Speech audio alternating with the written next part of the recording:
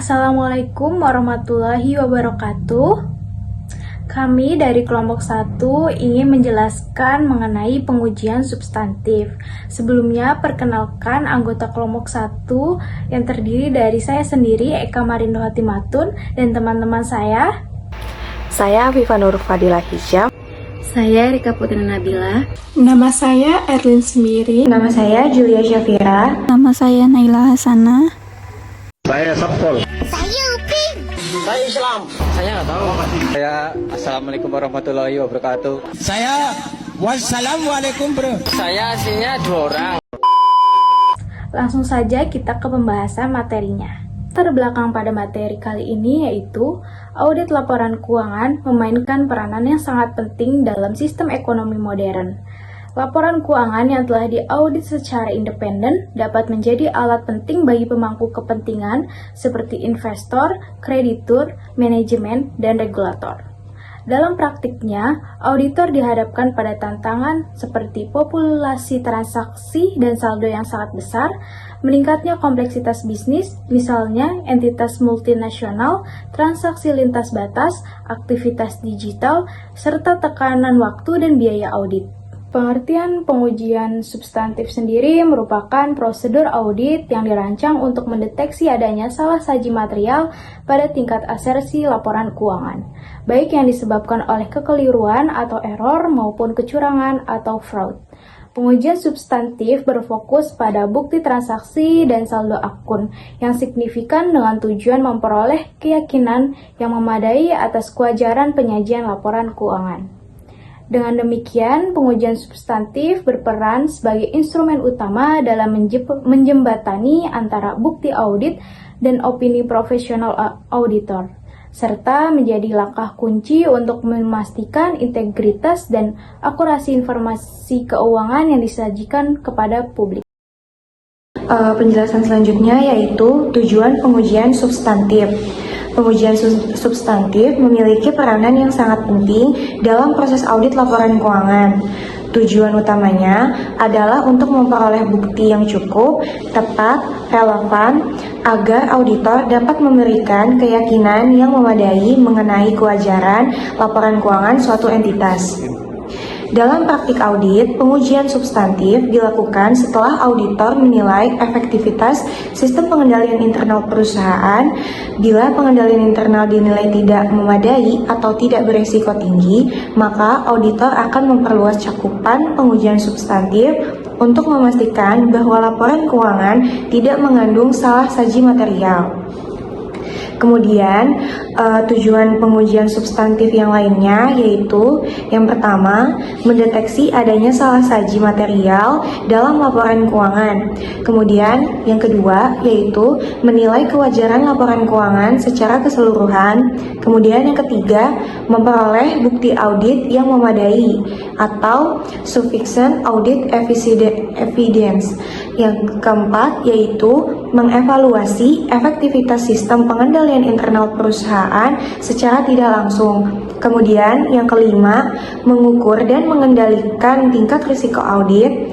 Kemudian yang terakhir, mendukung pertimbangan profesional auditor dalam memberikan opini terhadap laporan keuangan. Pembahasan selanjutnya yaitu jenis-jenis pengujian substantif. Dalam proses audit laporan keuangan, pengujian substantif memiliki beberapa jenis yang dapat digunakan oleh auditor untuk memperoleh bukti yang kuat dan dapat dipercaya.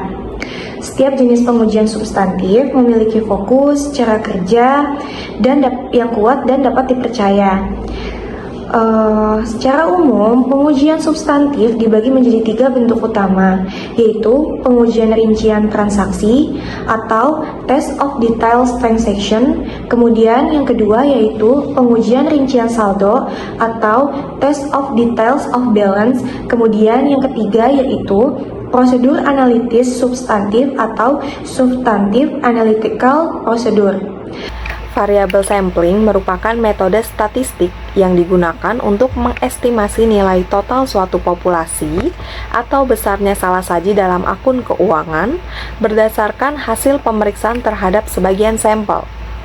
Secara sederhana, variabel sampling adalah teknik pengambilan sampel yang didasarkan pada nilai atau jumlah rupiah dari setiap item dalam populasi. Berbeda dengan atribut sampling yang digunakan untuk menilai efektivitas pengendalian internal. Misalnya, apakah dokumen ditandatangani atau tidak. Variabel sampling berfokus pada mengukur seberapa besar kesalahan moneter yang mungkin terjadi dalam akun-akun laporan keuangan. Selanjutnya yaitu tujuan utama dari variabel sampling. Tujuan utama dari variabel sampling adalah untuk membantu auditor menentukan apakah saldo akun tertentu disajikan secara wajar. Misalnya, jika auditor ingin mengetahui apakah nilai piutang usaha sudah benar, maka ia dapat mengambil sejumlah sampel faktur pelanggan, memverifikasi kebenarannya, lalu menghitung tingkat kesalahan atau penyimpangan. Dari hasil tersebut, auditor kemudian dapat memperkirakan kemungkinan salah saji total dari seluruh populasi piutang. Selanjutnya yaitu langkah-langkah dalam variabel sampling. Berikut ini adalah tahapan umum yang biasa dilakukan auditor. Yang pertama, menentukan tujuan pengambilan sampel. Yang kedua, menentukan populasi dari unit sampel. Yang ketiga, menentukan metode pemilihan sampel. Yang keempat yaitu menentukan ukuran sampel.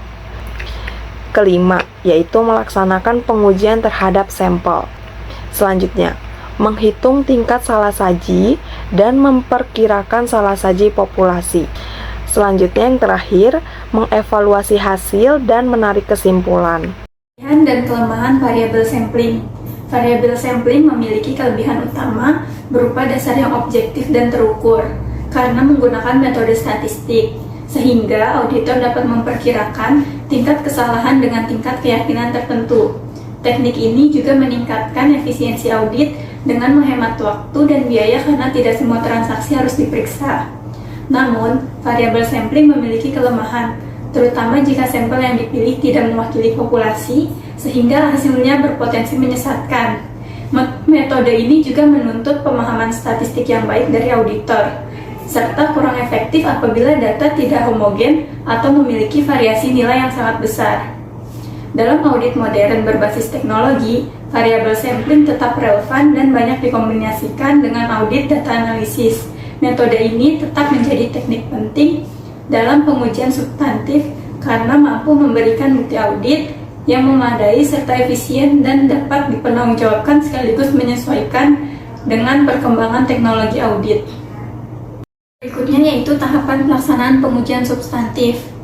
Pengujian substantif merupakan proses audit yang harus direncanakan dan dilaksanakan secara sistematis agar auditor memperoleh bukti yang cukup dan tepat untuk menilai kewajaran laporan keuangan. Proses ini dimulai dengan penentuan tujuan pengujian, yaitu memastikan laporan keuangan bebas dari salah saji material sesuai dengan asersi yang diuji. Selanjutnya, auditor menilai risiko salah saji material untuk menentukan kedalaman dan luas pengujian. Berdasarkan penilaian risiko tersebut, auditor kemudian menentukan prosedur substantif yang paling sesuai, baik berupa pengujian rincian transaksi, pengujian saldo, maupun prosedur analitis. Auditor juga menetapkan waktu pelaksanaan pengujian, apakah dilakukan pada tahap interim atau akhir periode, serta menentukan luas dan ukuran sampel berdasarkan risiko, materialitas, dan tingkat keyakinan yang diinginkan. Tahap inti adalah pelaksanaan pengujian substantif, di mana auditor mengumpulkan bukti melalui pemeriksaan dokumen, konfirmasi, observasi, perhitungan ulang, dan pemanfaatan teknologi audit. Setelah itu, auditor mengevaluasi hasil pengujian untuk menilai apakah terdapat salah saji material dan menentukan tindak lanjut yang diperlukan. Tahapan terakhirnya adalah pendokumentasian hasil audit dalam kertas kerja audit sebagai bukti bahwa pengujian telah dilakukan sesuai standar. Secara keseluruhan, pengujian substantif merupakan proses berkesinambungan yang menuntut ketelitian, profesionalisme, dan objektivitas guna menjamin kualitas audit serta menjaga kepercayaan terhadap laporan keuangan. Selanjutnya yaitu hubungan pengujian substantif dan pengujian pengendalian. Dalam proses audit laporan keuangan, auditor melakukan pengujian pengendalian dan pengujian substantif secara berurutan dan saling berkaitan. Audit dimulai dengan penilaian risiko, kemudian auditor melakukan pengujian pengendalian untuk menilai apakah sistem pengendalian internal perusahaan telah berjalan secara efektif. Pengujian ini bertujuan memastikan bahwa prosedur yang diterapkan manajemen mampu mencegah atau mendeteksi kesalahan dan kecurangan sejak awal. Hasil pengujian pengendalian menjadi dasar utama bagi auditor dalam menentukan luas pengujian substantif. Jika pengendalian internal terbukti kuat dan dapat diandalkan, auditor dapat membatasi pengujian substantif dengan melakukan pemeriksaan secara sampling. Sebaliknya, apabila pengendalian internal lemah atau tidak efektif, auditor harus memperluas pengujian substantif dengan menambah jumlah sampel dan melakukan pemeriksaan yang lebih mendalam terhadap transaksi dan saldo akun. Hubungan ini sejalan dengan audit risk model, di mana semakin tinggi risiko pengendalian, semakin rendah risiko deteksi yang harus dicapai auditor melalui pengujian substantif yang lebih luas. Kesimpulannya, pengujian substantif bertujuan memperoleh bukti langsung atas kewajaran saldo akun, transaksi, dan pengungkapan dalam laporan keuangan. Lingkup pengujian ini dipengaruhi oleh hasil pengujian pengendalian, di mana pengendalian yang kuat memungkinkan pengurangan pengujian substantif. Penggunaan variabel sampling dan teknologi audit seperti audit data analis meningkatkan efisiensi dan akurasi pengujian. Secara keseluruhan, pengujian substantif berperan penting dalam mendukung opini audit dan menjaga keandalan laporan keuangan. Terkait saran, agar proses pengujian substantif dapat berjalan dengan efektif dan menghasilkan bukti audit yang andal, terdapat beberapa hal yang perlu diperhatikan. Yang pertama, bagi auditor, penting untuk memahami dengan baik karakteristik perusahaan yang diaudit, serta risiko-risiko yang mungkin muncul dalam laporan keuangan. Auditor juga harus terus meningkatkan kemampuan analisis dan pemahaman terhadap teknologi audit modern agar dapat mengkombinasikan pengujian manual dan digital dengan seimbang. Yang kedua, bagi perusahaan atau auditi, sebaiknya memperkuat sistem pengendalian internal serta memastikan bahwa setiap transaksi keuangan didukung oleh bukti yang sah dan tercatat dengan benar. Pengendalian internal yang baik akan mempermudah proses audit dan mengurangi risiko temuan kesalahan. Yang ketiga, bagi mahasiswa dan calon auditor, diharapkan mampu memahami konsep dan praktik pengujian substantif dengan lebih mendalam. Pemahaman yang kuat terhadap teknik audit, termasuk penggunaan variabel sampling dan analisis data, akan menjadi bekal berharga ketika terjun ke dunia profesional di bidang akuntansi dan auditing. Sekian pemaparan materi mengenai pengujian substantif yang dapat kelompok kami sampaikan. Kurang dan lebihnya mohon maaf.